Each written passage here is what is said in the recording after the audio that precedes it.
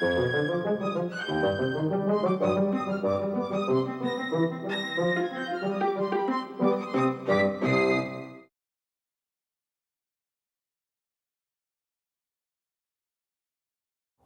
to HoCoPoLitSo's The Writing Life. I'm Regie Cabico. My guest today is Noah Arhm Choi. Noah, welcome to The Writing Life, and congratulations to your book, Cut to Bloom. I want to talk about your background and what led you to poetry, but we were talking about the book and the structure, and I think I'd love to start there. It's in two parts. I believe the first part is in Korean, and it's Han, and the second part is Rogue Bouquet, which I feel is so evocative. And I'd love to know about how you structured the book. Yeah, absolutely. So I was thinking a lot about inheritances with this book. So essentially, what are the things I've inherited, and then what choices can I make in order to change it into something that will actually create possibility in my life. But I really thought I had to start with where I came from and the things I inherited in order to move on to something else. I think in many ways this book was the things I needed to write and get out of the way so I can write about other things. But the first section is called Han, which is a Korean word that has lots of different meanings. People interpret it lots of different ways. But one of the ways I understand it is that it's kind of referring to a collective grief and loss that people experience through Japanese colonization and the Korean War afterwards, and this idea that suffering is kind of inevitable in life. And to me, I really take that to mean too that there's a lot of strength that comes from that and resilience.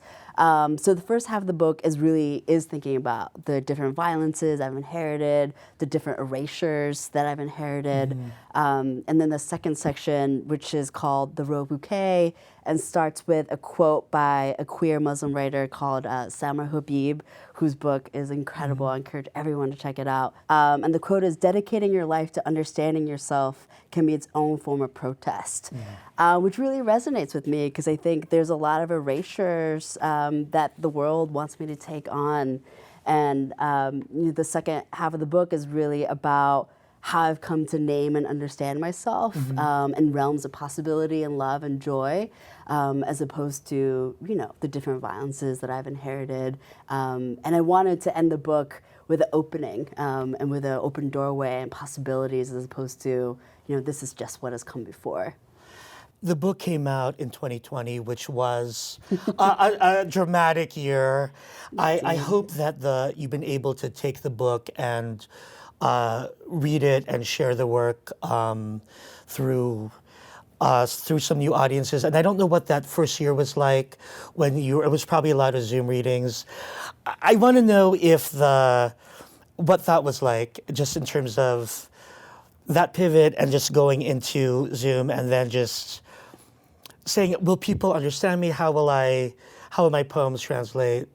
Do you have any insight with that first year Yeah. and having a book, giving birth at the start of a pandemic? Yeah. 2020 was an intense year for me, as it was for most people, but I'd found that my dad had passed away. I was going through a divorce, living by myself for the first time during quarantine, and then the book came out. And so it was time a lot of transformations for me. But I think with that came a lot of opportunity, right? How do I want to move into this next chapter of my life? And I took a 20 tour, a national tour, and moved it all online. And I'm doing about 30 different Zoom shows that year. Wow. And obviously making that pivot, I was super stressed, worried. But it actually ended up being quite wonderful because I think people were so open to connection and hungry for community that I ended up meeting a lot of other BIPOC queer people and was able to have longer conversations with them than perhaps the ones I would have had at the end of a reading when you're also trying to talk to the different people there. So it actually ended up being really special being able to connect to different people. Great. I want to shift back And for me, being a queer Asian poet, I'm getting to interview an emerging, younger, dynamic Asian poet who has roots in poetry slam, Kundiman, Split This Rock. These are all organizations that have nurtured me, and I'm just really honored to be here and to also meet this you who has. I feel that you take queerness, gender identity, trans to the next level, and Asian identity, and like hearing your work, I get so inspired to even examine my own identity. And I feel like it's all done, but I feel like it's all an evolution. I am the child of Filipino immigrants. You're the child of Korean immigrants. I don't think that there is anything in our background, or at least in the Filipino culture, that would make us poets. So I have to ask you, what were some of those things in your early childhood that nurtured you becoming a poet? And poetry was something that happened later in life for me. So I was just going to ask about that. Yeah, I mean, so I'm the child of a single mom who was very busy working and trying to support 3 kids. And I was really looking for places where I could process and talk about the hard things going on in my life. My family is a survivor of domestic violence. And, you know, high school and class, they were teaching me things that like really weren't relevant to like my survival in that moment. And then when I saw someone read a poem for the first time at the Poetry Slam, I was like, oh, they're talking about real things. Right. Like this is a space where people can like learn from each other and voice the things that they need to get off their chest so they're not carrying it around anymore. And honestly, Poetry Slam is what made me go to school and graduate. And I think it just really turned my life around. And, you know, my mom, even though she is Korean American, single mom, one thing she always said to me, which I think has really shaped me, is to do what I love. She wasn't a typical Asian parent, and that was like, you must do X, Y, Z. Right. You know, she was very much like, you know, you gotta find what makes you happy. And I think that invitation was huge. And I think once I found how much poetry was helping me like stay afloat and process and freedom dream, I was like, oh, this is the thing that I need to latch on to. So for those of you who don't know it, Poetry Slam is like the Olympics of performance poetry. A poet has 3 minutes to read an original poem without costume music or props, and there are people who score it like the Olympics, 0 to 10, 10 being a phenomenal performance and piece of writing, to 0, which is like the worst ever. So, first of all, it is scary to read your poem and in front of an audience. And you know, you could read someone else's poem, and if it sucks, you can blame the poem, but it's me delivering it, it's that. How did you find the courage to be able to stand up and be fierce? I think it was a necessity. I think there wasn't a lot of space at home to talk about the things that are making me angry or confused or sad. But, you know, all of those feelings were welcome at a Poetry Slam. And there wasn't this idea of censorship to, you know, to respect someone else, to protect someone else's feelings. The criteria was to be honest as possible. And I think that kind of permission, you know, was game-changing, and I was like, I have to get these off my chest. So I think that really drove me. But to this day, no matter if I'm reading, you know, the 100th time or it's the poem for the first time, I still get so nervous. Wow. I'm assuming that you started the Poetry Slam while in high school. And there's so much raw feeling, so much raw emotion that comes out. And, you know, even as a teenager, you're going through all of those life changes. And I don't know how you were able to process or to be so self-aware, to be able to write. Could I ask what your early poem themes were about? So angsty. I mean, there were a lot about my parents. So I think, again, it was like a place I didn't have to protect either of their feelings. it was a lot about, I think, feeling lonely. I can't imagine growing up with social media at that age. I feel very grateful that I missed all of that. I think that there were a lot about trying to find community and people who are willing to like talk about the real stuff or willing to be vulnerable and share their feelings. But you know, I was very anti-therapy back then. I'm not anymore. But I think it was a place for a lot of rage. Bush was president. Remember back in the day when we thought he was the worst? That was So, you know, a lot of my teenage political opinions. But it really was a place for anger, I think, and a place to get that, you know, relieve myself of having to carry that around. One of the beautiful things about Poetry Slam is that I feel that this is where the poet delivers their own gospel truth. So in some ways that community becomes like church. And as a poet, do you relate with being an activist, being sort of a spiritual, I don't want to say spiritual leader, but do you understand that people turn to you for, I think the reason why we write poems is to connect with other people and to give people perspective. And so I was just going to ask you the purpose of writing. And look, there's so many reasons why we write, but I just wanted to just ask you about the simple question, why do you write poetry? I think so much about the lack of representation, you know, for queer BIPOC people.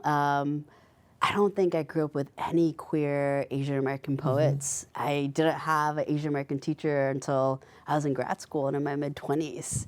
Wow. And so to me, a lot of writing poetry is about creating these maps and possibilities and kind of scheming my way towards the future. You know, I think about like when queer media, there were laws that said that the queer people had to be evil or they had to die at the end, right? Right. We were so sad. We couldn't be funny. Couldn't be funny. We were just so morose. Right. You couldn't end the movie while still being in love with the person you're at the beginning, you know? Right.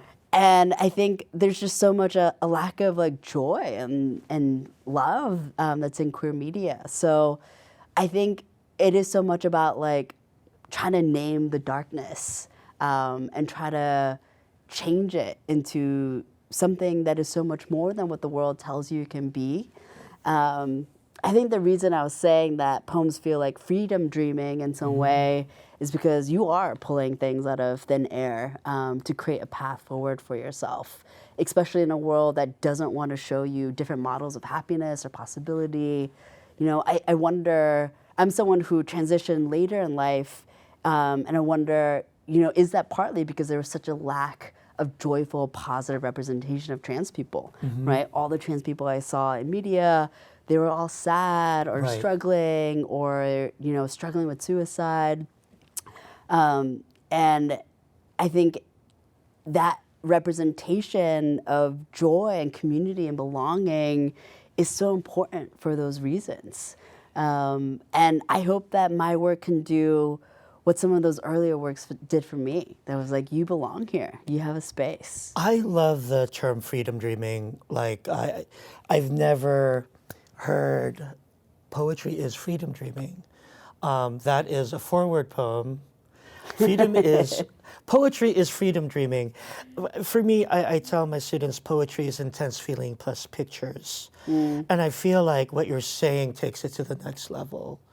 You know, it is a dream that it's making the impossible possible. I think that poems are magical in that you can have a conversation with someone from the past. You can also write poems to say you love someone. You could also write poems to break up with someone. Right. I want to go back to the book, and I know when the book came out, I don't know if there were things that you had to prepare your family for or certain friends for? Because, right, we can't write to please our family or our friends. But I wanted to know what happens because you really are so bold, you really open up, you're so vulnerable in this collection. As you say, that you're so eloquent with your grief and you just put it out there. And that's a lot.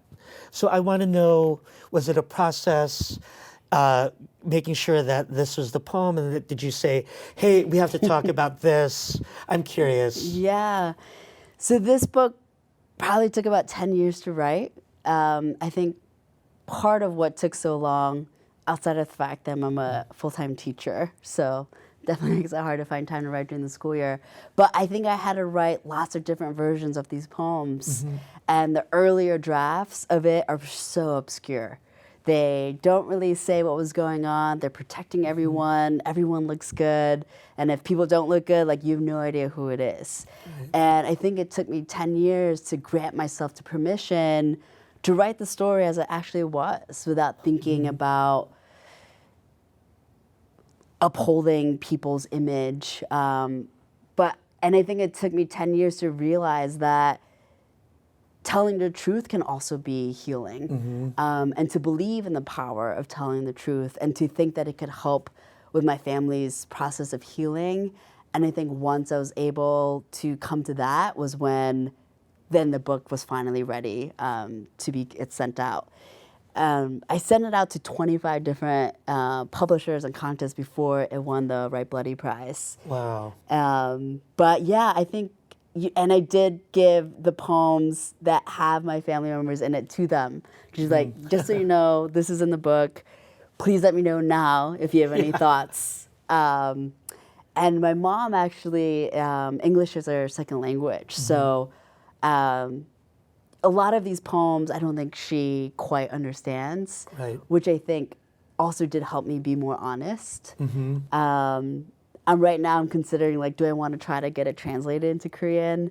And I'm really grappling with that. But again, I think I'm going to try to go back to the belief that, you know, telling the truth can be liberating and it can really help move people along in their process of healing and letting things go, and trying to recenter in that if I have doubts again.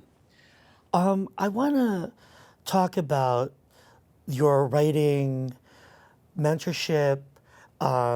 You have your MFA at Sarah Lawrence. You're blessed to have some incredible writers of color, Asian writers that mentored you. I'd love to know some of the takeaways that you've gotten from your teachers and maybe some of these takeaways that you could share with our audience. One teacher told me a piece of advice that really changed everything about how I write. It was Kathy Park Hong, who was my thesis advisor at Sarah Lawrence. We love Kathy We Park love Hong. Kathy. I actually chose Sarah Lawrence because she was the only Korean-American professor in an MFA program at that time. And we were working on my thesis, which later became this book. And she asked me a very simple question. And she asked me, why are you writing for white people? And I had no idea that I was over-explaining things, that the people I was really centering in my book was white people. And obviously that's so much to do with internalized racism and assimilation and all these things. But her asking me that question totally unlocked something for me. And it gave me a clearer sense of my audience and who I'm writing for and with, who I wanted to do right by in this book.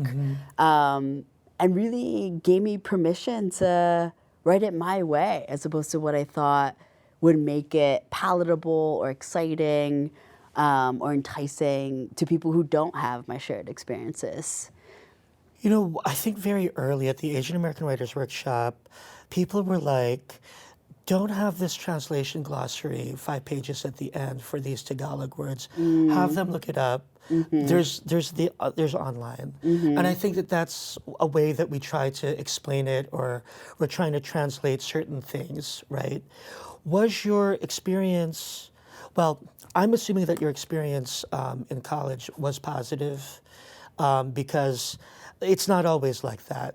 Sometimes they don't understand the work or they don't get it, but it feels like you're really blessed to have mentors who really understood your experiences and that were really open to that, and maybe even your other classmates or other writers in the program. I'm wondering if they were also as supportive for you. Sir, I mean, MFA was definitely a mixed bag. You know, I think I was coming into a lot of my own racial identity development and awareness and really trying to feel proud and claim my heritage. And, you know, there's a lot of different binaries in the MFA program. One of I was really frustrated by was the page versus stage dialogue and debate going on, especially I'm very much coming from a slam poetry and performance background. And to me, like, that is always the place I go to, like, fall back in love with poems. I am so happy to hear that because people feel that if you come from this poetry slam, you're not a real poet. That's exactly what it was. But I think that really aggravated me because it was like, you know, I just read this poem and I don't feel moved. Yeah. And I go to Bar 13, you know, in Union Square, and I'm like, I am floored. I'm like reconnected to my humanity again. So you know? we have an overlap with Bar 13 in New York City. Yeah, I love that place. What a fantastic, magical space. And I feel that the slam spaces are the most real, the rawest, the ones where you can really cut your feelings and cut your poems there. I miss those spaces. Yeah. But that's why I am so happy to hear someone there are a lot of poets who don't like their slam background. They're like, oh, I'm not that, I'm this. And they want to be that poet, the one with the academic privilege. I would love to hear a poem. And Absolutely. I think that we've got some, it would be wrong if you did not read a poem. So I'm going to turn it over, a poem by Noah Choi. Wow. All right. I feel like any particular topic that you're totally on right now? You know, I don't know, abundance. Okay, abundance. I love that. Okay, cool. I'm going to read a poem not from the book then. When you put on your binder smelling like lavender, it's the same day you call yourself by your old pronouns, as if they were makeup you put on in the dark, or shoes that won't pinch if you stand still, or the way you pick up the phone using your ex's last name. Your mother's arsenal of words for gender-neutral children grows each day like tomatoes bursting green in your mouth.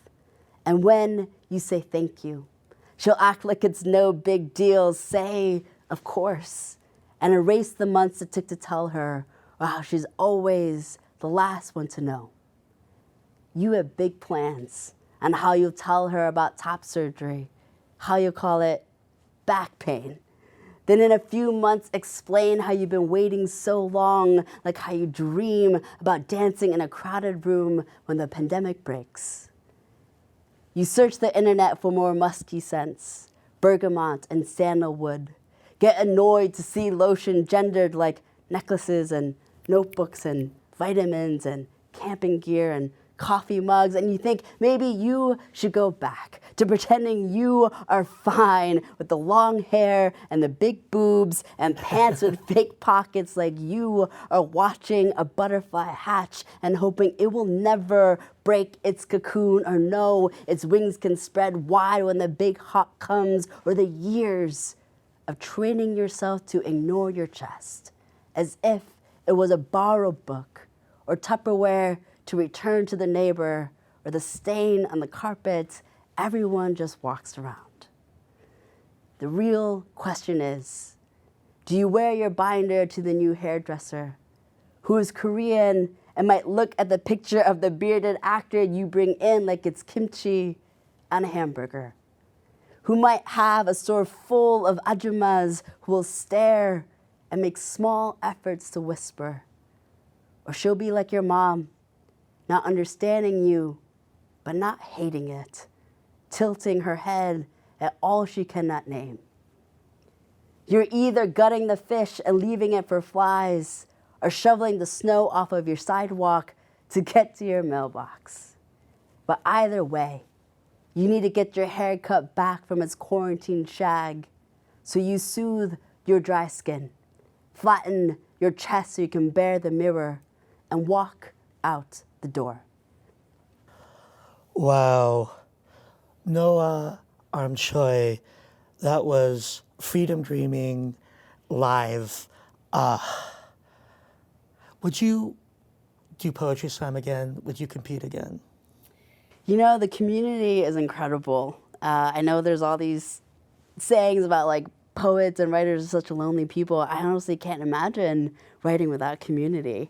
So for that reason, yeah, but I feel like there's so many great reading series now that aren't about slam. Yeah. Super Duper Fresh in Brooklyn is one of them that kind of replace, or not replace, but are able to provide the community without the competition part. So yeah, I think I would try to seek out those readings more than perhaps a slam. You know, your work is so wonderful, and that you are such a treasure for the art of Poetry Slam, and it is humbling to be with you. Thank you so much for your amazing questions on this conversation and for having me. I really appreciate it. Thank you. I'm going to cry, but before I cry, I have to say thank you for joining us on this episode of HoCoPoLitSo's The Writing Life.